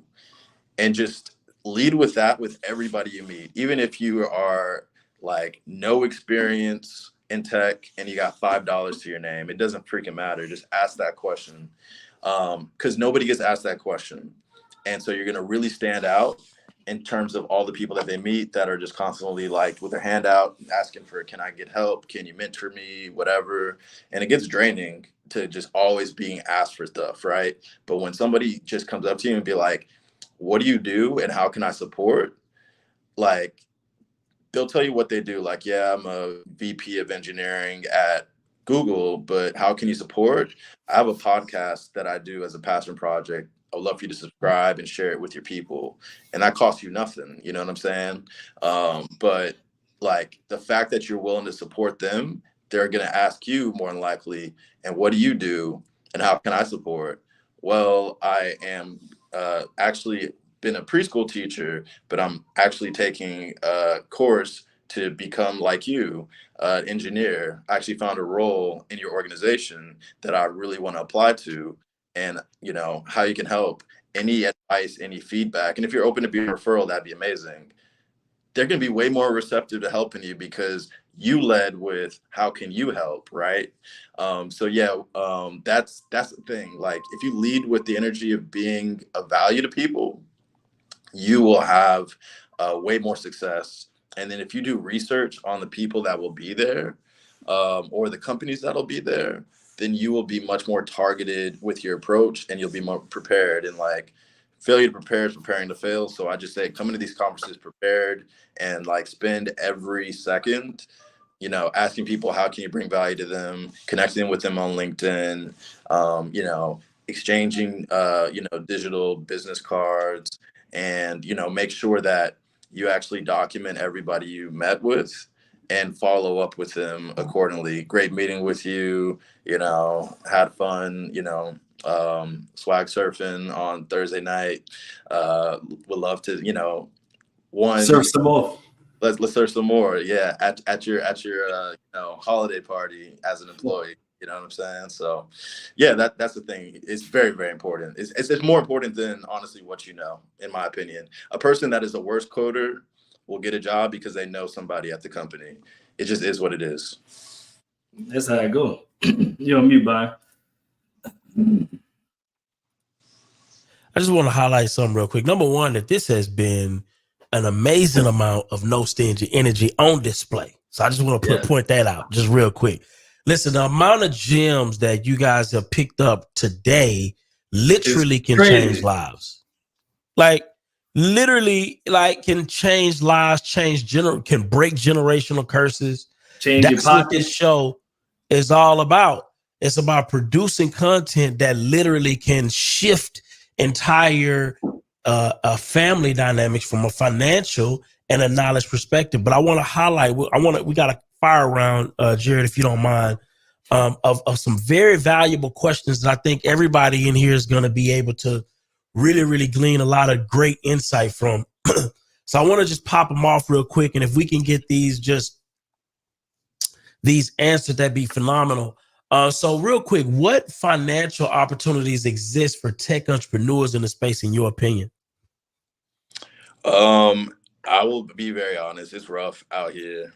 Getting funding is rough out here. Black founders, and then the DEI, attack on DEI, and the way that there's Supreme Court rulings that, I forget the name of that VC firm, but it's a Black woman-led VC firm that it basically provides investments for Black women. Fearless Fund, I believe that's what it is. They just got shot down for, their ability to just support Black women. It's a crazy, crazy hard market to raise funding right now. So I'll just say this.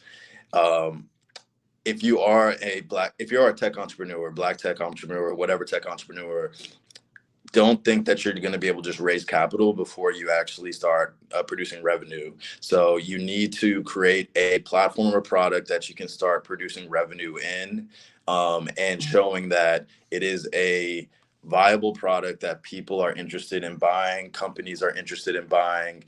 You got to be an entrepreneur that's ready to say, swipe your credit card and get people to buy. If you don't have that, it's going to be impossible to get funding.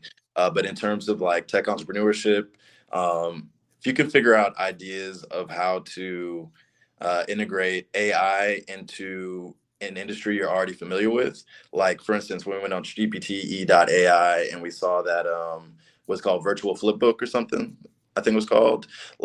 If you can connect with an AI engineer and then use your expertise and say, hey, how can we build this together? And then I know who to market it to, et cetera. That's a very low-hanging fruit way to do it, because GPT is pretty open.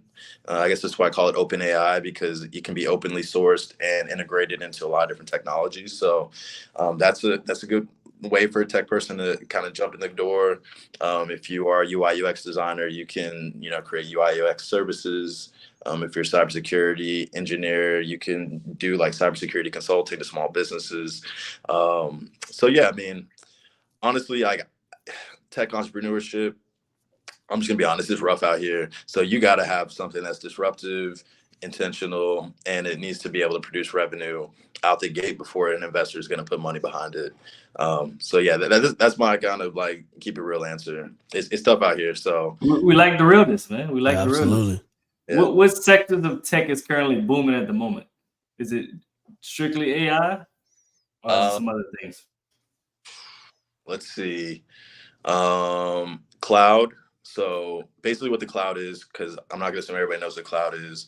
It's basically when you can store basically it's where an organization like an Amazon, a Google, a Microsoft, or whoever has a bunch of servers, and they run the uptime on them, they secure them. And so instead of you managing your own servers, which is expensive and risky, you can outsource it to a company to hold your data. And so you can meet all of the different ISOs and security protocols, et cetera, that businesses need to have in order to ensure to customers you can protect the data. So if you know how to manage cloud storage or have any skills around the cloud, that's very popular, because before it was all about owning servers, mainframes, housing them in your own data centers. Now everybody puts their information in the cloud, especially SaaS platforms, which are software as a service. So software as a service is also very popular, because decreases the amount of ownership needed from a customer. Instead, they just turn on a license, put in a login, and they have access to a software, no implementing it, all that jazz. So software as a service is very lucrative. And in sales, software as a service sales is also very lucrative. But I would say the cloud is booming, software as a service. In terms of companies, like even though their stock went down, I think Salesforce is a great place to start your career. And then there's so many companies that use Salesforce. So if you can be a Salesforce administrator or somebody that can implement Salesforce, that can have value not only as your own personal business or joining a, Salesforce channel partner or Salesforce service provider, or just joining Salesforce, the company. So, and then from a technical standpoint, Salesforce is one of the easiest things to pick up. So I think that's booming. I would say database is boring, but it's lucrative and it's going to be around. Yes, I'll keep beating the dead horse, man. Cybersecurity, in my opinion, the demand is never going to go down. It's always going to go up because the threats are going to go up. Threats are going to get more dangerous. AI is going to make cybersecurity attackers more dangerous. And so people that can really be subject matter experts in that space are always going to be employed and always have a job. And then, tech sales. If you have sales experience already, I would go to these tech conferences and be like, I found this role, here. Can you submit my resume? And then once your resume is submitted, you start interviewing, reach out to the rep that appears to have the highest amount of accolades on the team, and just be like, if I were to get this job, what are the things that I would need to do in order to overachieve quota in the way that you did? Or if SDR, like find the SDR that seems to be popping their stuff on LinkedIn the most on that team and say, look, like, how would I get on? And then when in the interview, I'd be like, I did my research and I talked to Jarrett.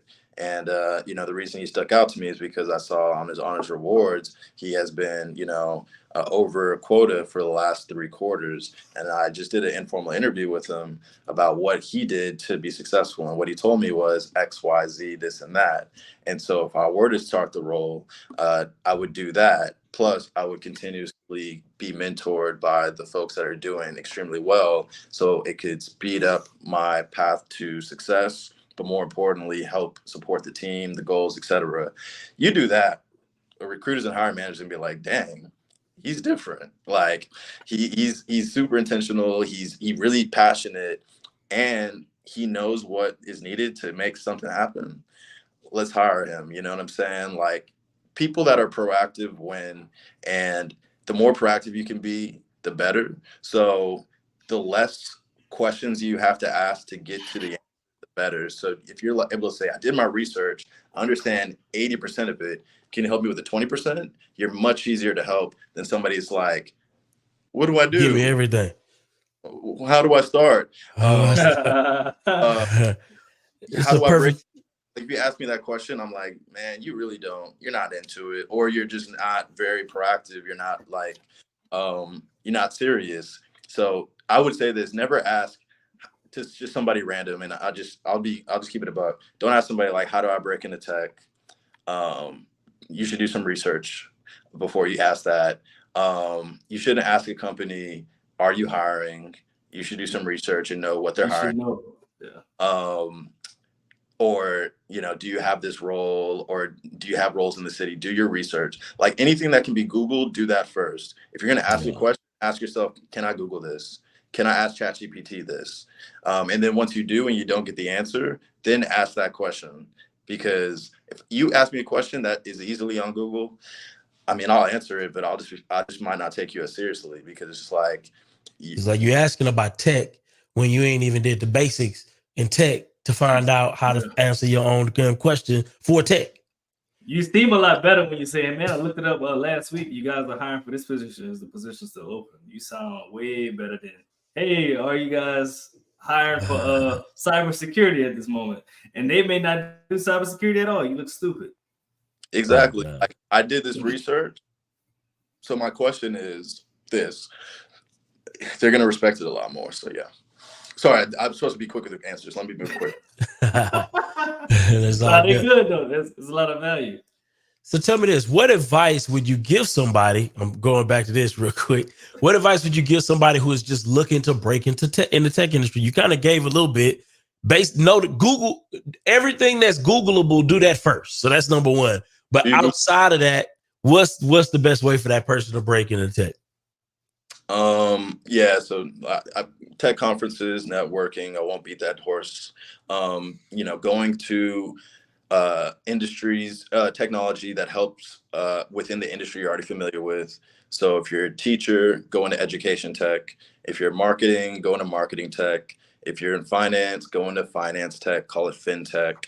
Find technologies that you actually use. So if you're a nurse and you use Epic and you want to break into tech, I would look up roles at Epic, find the platform that you were using on a day-to-day basis and see in what ways can you support it with your transferable skills, which role actually resonates with you, because then you can really hype up your experience with Epic at your past company, your experience with the healthcare industry, your experience with the problem that they solve. So when you're interviewing, you're a subject matter expert in the industry and you're less of a risk. And then I would say go to job descriptions and study all the different departments and then go straight to the minimum requirements and see what are the mandatory requirements and the preferred requirements. And then if that's the role you want to go into, and then once you find that role, look for like 10, 15 other roles in other companies that are, in that role. And you're seeing like, okay, there's a demand for it. And they're all asking for the same things. But now find the courses that are going to skill you up in those areas. And yeah, try Class Central first to see if you can get some free stuff, because I'm all about free. But if you can't get it for free, then maybe ask the people that are currently in that role, which courses do you recommend that actually have the substance and the that really deliver, and then basically apply and then invest in those. But don't invest in something without like a clear idea of companies are hiring for that skill. And also don't take courses without actually networking concurrently with it. It's kind of the person that didn't take the course that's networking could beat you out because of relationships and familiarity or accountability reasons. They can pass off the blame that they were a bad hire to the person that was referred. And that's why when people refer you, they want to make sure that you're serious, you're intentional, you know your stuff. So if you're asking like very Googleable questions, they're not going to want to refer you to a company. Can I add something if that's okay, Barry? Sure. So I'm Jared. This is Ruby. So for me, what I found since I've, entered into the tech space, I'm also in healthcare. I actually took a job to learn Epic because it was $50,000 to get the certification. And, now as an entrepreneur, I think the hardest thing for me is when I'm, looking at jobs. I kind of left the job market because I had so many skills.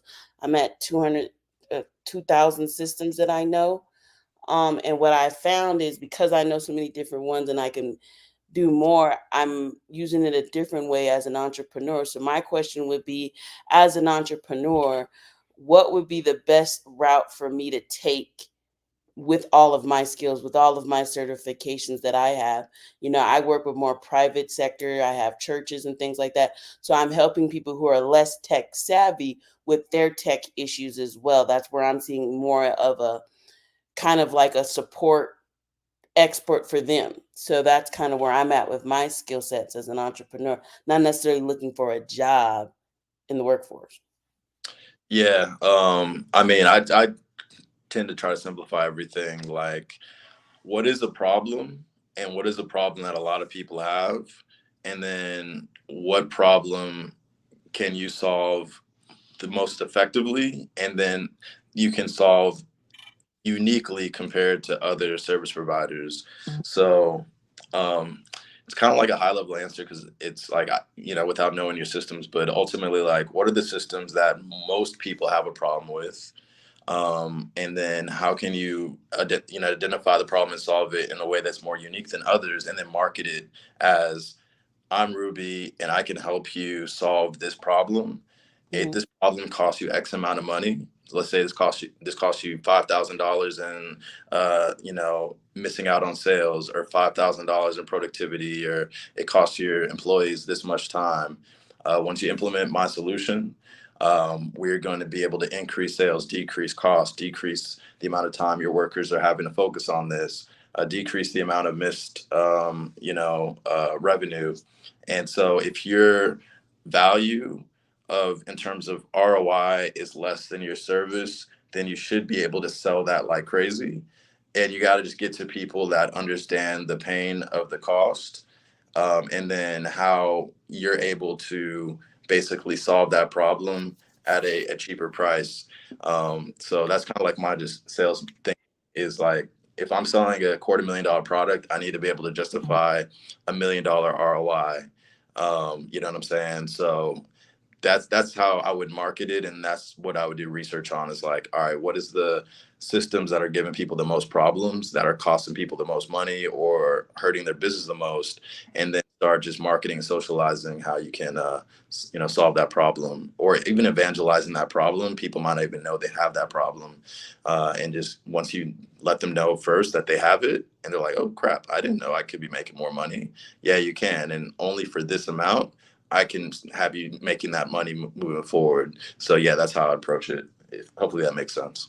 Oh yeah, it definitely does. It's definitely a direction I'm already in. I think for me, what I'm finding is, one, helping people research and implement systems, and then teaching their staff on how they can scale their business with the systems, and then maintaining and training with their systems. So that's where I'm moving in, is now I'm moving more into the educational side and being more of their tech support on demand.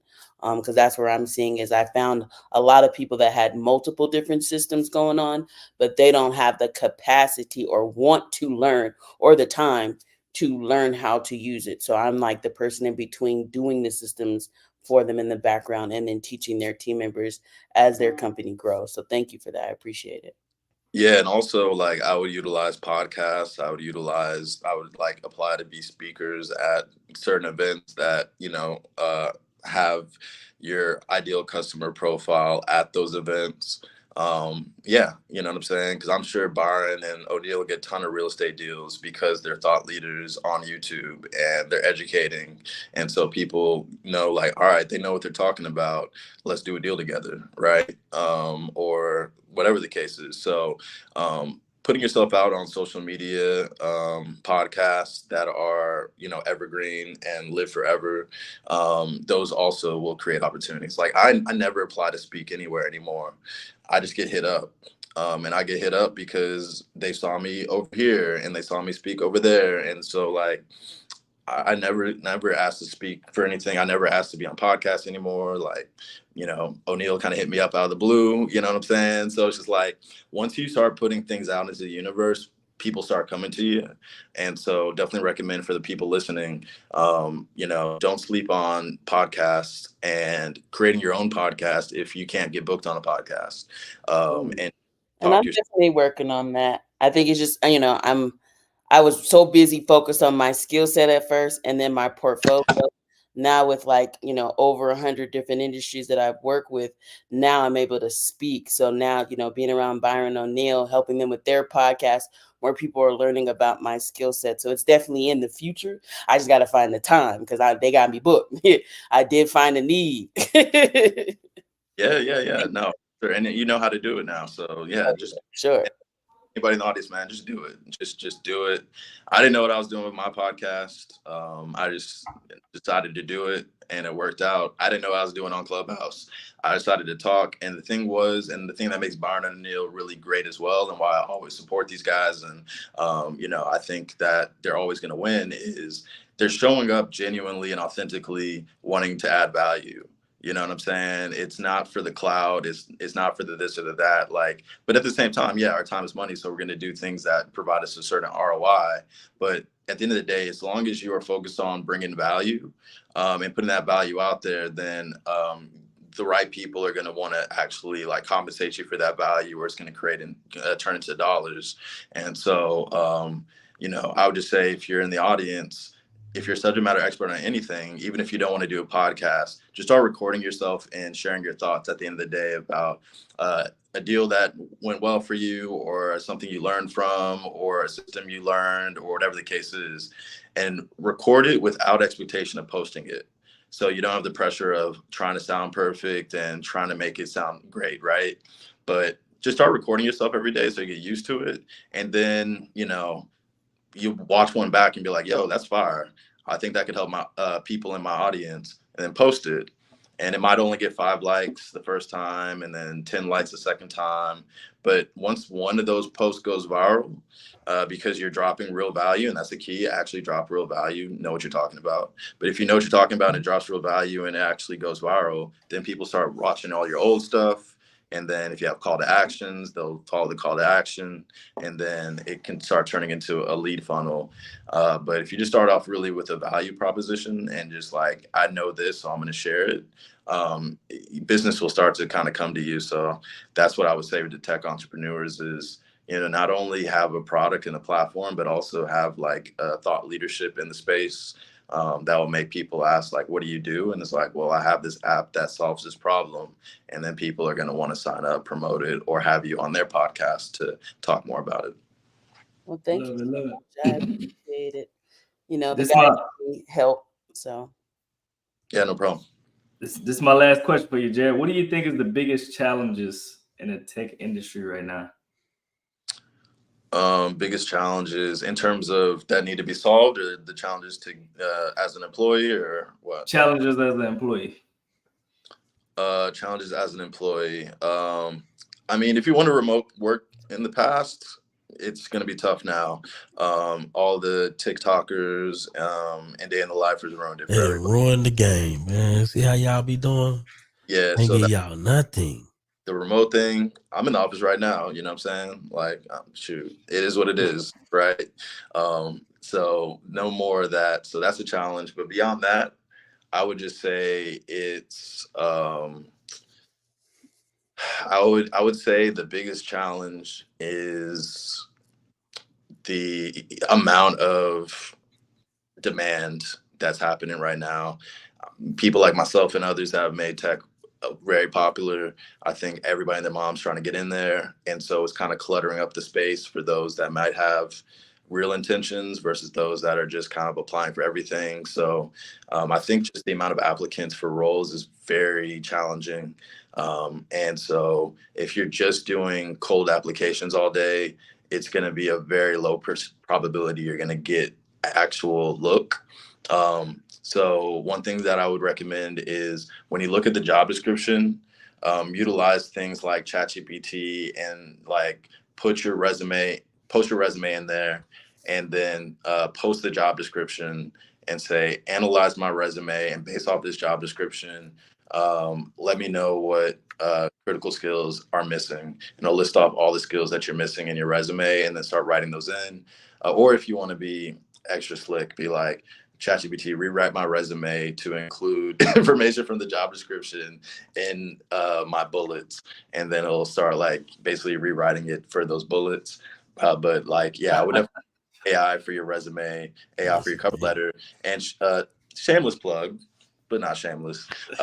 My company, Rightsy, we have an AI powered career mobility platform that basically helps you with your resumes, your cover letters, your interview prep. You put in your job description, it'll give you interview questions, sample answers, and advice. It also has a salary negotiation AI. So you put in your offer letter, it'll give you 4 different areas where you can counter, it'll write the script for you, etc. We had it out, don't, but if you follow me and DM me on Instagram, I'll send you a free account. You know what I'm saying? You know what I mean? Like, I'll support people that support me.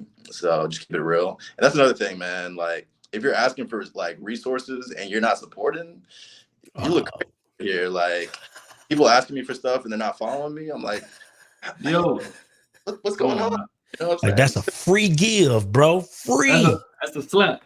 Yeah. Boy, that's called you a taker and you got stingy energy. My Jesus, you got to pick a better struggle. Yeah, you got to pick a way better struggle, man. Come on. All they got the weird ones that follow you. Ask you a question that I follow. Oh, my Jesus. That's great. My Jesus, boy, you got stingy energy and you're weird. Listen, I got one more question, and then I want to get to Derek's question that just asked in the chat. How has diversity and inclusion evolved in the tech industry from your perspective in the last couple of years or even months? Yeah, so there was a huge wave of DEI after George Floyd, rest in peace. Huge surge in DEI initiatives. So George Floyd got a lot of black people paid. Facts. And that's when I was doing those clubhouse rooms. And they were just excited to go in there because they saw a ton of black faces in the audience. And they were just like, all right, cool. Like, there were diversity hiring quotas back in 2021. Whoa. To have. Wow. And it was 5 blacks. Yeah. Are you black? Are you Hispanic? Are you a double minority? Wait a minute. Where you at? You got it down. That's why they love the rooms, because they could say, okay, black. Perfect. What's your experience? Now they're asking questions like, man, I really hope they know what they're doing. That's crazy. Yeah. 2024, I doubt there's any more diversity quotas. And I would say it's a little bit of the Trump effect. It took time, but the Supreme Court and what they were able to rule around DEI, now DEI programs are being slashed across 30 states. DEI is being removed by governors like the governor of Florida and Texas and others. DEI is getting fired from universities like Texas. University of Texas just eliminated all their DEI employees. And then all these DEI executives at these top tech companies have been let go. So it's not looking good for diversity in terms of it being intentional and an aspect that they truly care about. I can also tell, like, you just got to have the skills today. Yeah, like right now, it ain't about diversity quota. Like before, being black. Well, actually, I'll say being black in tech sales is kind of an advantage because we're so rare, for the most part. But I think ultimately, like, the mandate for diversity quotas, et cetera, are gone. It was funny. I'll just tell this quick story. The last company I was at, I won't say the name of it, but the last company I was at, I got hired for the role, and then they did a company stand-up about, basically highlighting the achievements. And they're like, yeah, so we did this quarter, we did this quarter, and we hit our diversity quota. And I'm like, okay. Am I the diversity ticket? Like, wait a minute. Like, wait. And I was the diversity quota. And that is crazy, bro. Bro, hey, bro, you that guy, bro? That is hilarious. It's like, so that's me.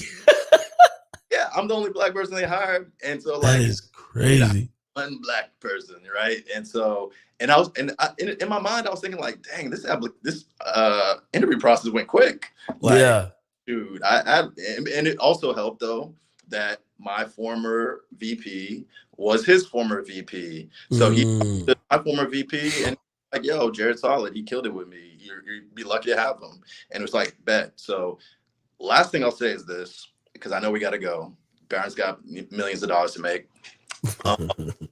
At the end of the day, make sure your brand, once you get into a tech company, is solid. Make sure that every person that you work with enjoyed working with you. Every manager that managed you enjoyed managing you. Every customer that you convinced to do something enjoyed working with you and benefited from it, because your reputation can really help you or hurt you. In every role that you apply to after you leave a tech company, they're going to back channel somebody behind your back and ask, is Byron a good guy? Should I work with him? Does he work hard? Whatever. And if you're the person that was on TikTok showing a day in your life, you got let go because out of there.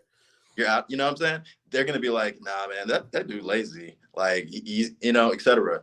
Also, bonus tip, especially for black men that are married with kids make more money and do better in tech, period. I believe it. And because managers can build rapport with you, you can talk about, your daughter, your son, basketball camp, this, that. They trust you more too. That's another thing too. They trust. I've noticed, when you are committed, when show that you are committed, man, you just look way more trustworthy to a lot of people, a lot of professional people. Yes, absolutely. And plus, you have something that you're fighting for. So you're not gonna just like be nonchalant about the job. You got a wife, you got a kids, you got a mortgage, you got responsibility. You're not out here running these streets with your tech money. You know what I'm saying? You're not distracted by 5 women. About to catch an STD, trying to live your best life as a tech guru. You know what I mean? It can go wrong. I get it. So yeah, if there's if y'all are equal, somebody's married and somebody's not, they're going to go with the married person because the manager likely is married as well. And they know that you're going to have some more responsibility, accountability. You probably have good character. You have good follow through, etc. And I'm saying that as a non-married man. But I always like to promote, Black men getting married, Black family. And so and if you want to find a fire wife, go to these tech conferences. Ooh. And there. Little spice. Real quick, Derek Allen had a quick question. Just wanted to get him taken care of, and then we can head on up out of there after this. Yeah, what size companies? I would say 1,000 to 3,000 is a good sweet spot because they're probably in growth mode trying to get to that 10,000 employee number. So they're going to constantly be hiring, which means they're not going to be in crazy layoff mode as much, especially if they're a well-funded startup that's at a Series B, Series C, Series D. Anybody that's in those series, I would want to be a part of. But even 500 to 1,000 is good. If you're going from 0 to 100 employees, just know it's going to be rocky. You're not going to have much stability in terms of resources. Your role is going to change a lot. They're going to have you carrying a lot of hats. But the positive is you might get a lot of equity because you are so early.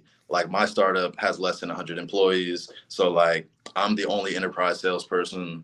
I'm the one trying to figure out what does pricing look like? What does our implementation strategy look like? What should our presentation be like? So I am kind of the foundation, but then I get equity that represents that. So if we do get acquired for $1 billion or a couple $1 billion, then I become a multimillionaire. So the risk is high because we're pre-seed. Reward is high much. too. So, and the company I was at, WalkMe, they just got acquired for $1.5 billion. If I would have came in 3 years earlier, I could potentially be almost a millionaire, right? Or whatever. I came in late. So, I'm making some good money off of it. I'm thankful I bought my shares, but, getting in early has its positives, but it is risky. And just know that you're not going to be able to have that cushy kind of lifestyle. You're going to have to be in the trenches with the founders really getting it in, but the payoff can be crazy. My Jesus.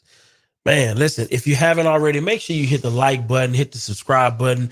Make sure you go check out Jared on his Instagram, Big Tech Energy on YouTube as well, and subscribe because, listen, this has been a value-packed session today. Listen, you literally can listen to this entire episode today and know that it has been valuable from start to finish, 100%. So I just want to shout out Jared for that. Appreciate you, brother, for coming through. And with that being said, you have listened to another episode of No Stingy Energy, and we're going to see you on the other side of success. All right. Peace. Hey, what's up, everybody? A lot of people struggle in their business when it comes to real estate or just any business in general. Reason being because they probably using a pen pad, Excel sheet. You got to realize you got to treat your business like a business. Make sure you check out Taskify CRM. It's a CRM system.